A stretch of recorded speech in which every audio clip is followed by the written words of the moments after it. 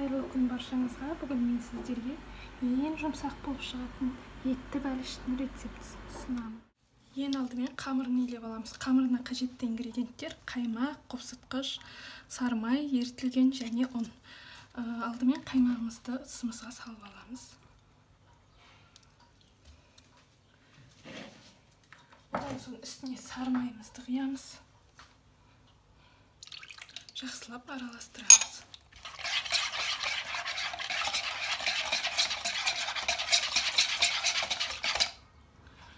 Қопсытқышты ұнға саламыз және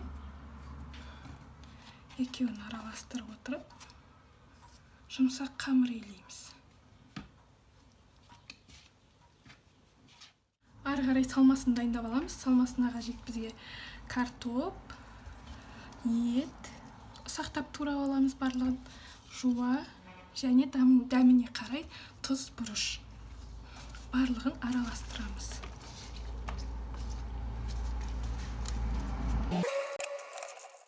Қамырымызды екі бөлікке бөлеміз. Біреуі үлкен, екіншісі кішкентай болуы керек.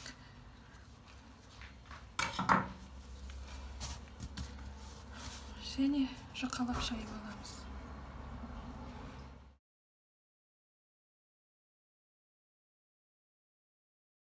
Екінші бөлігінде жұқалап жайып аламыз.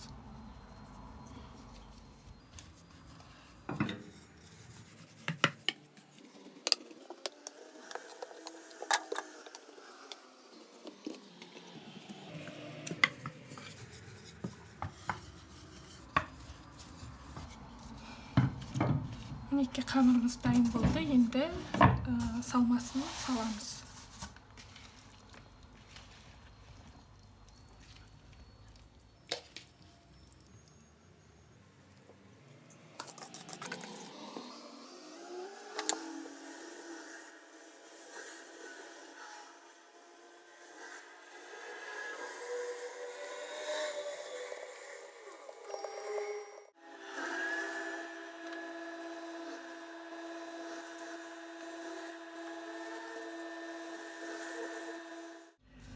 Үстіне жұмыртқаның сарысын жағып аламыз және орта бөлігін кесіп қоямыз.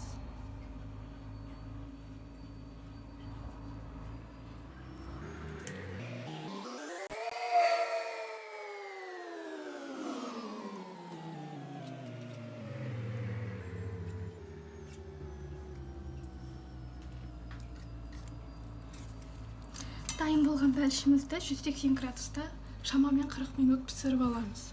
Мінекей етті бәлішіміз дайын болды. Өте дәмді болып шықты.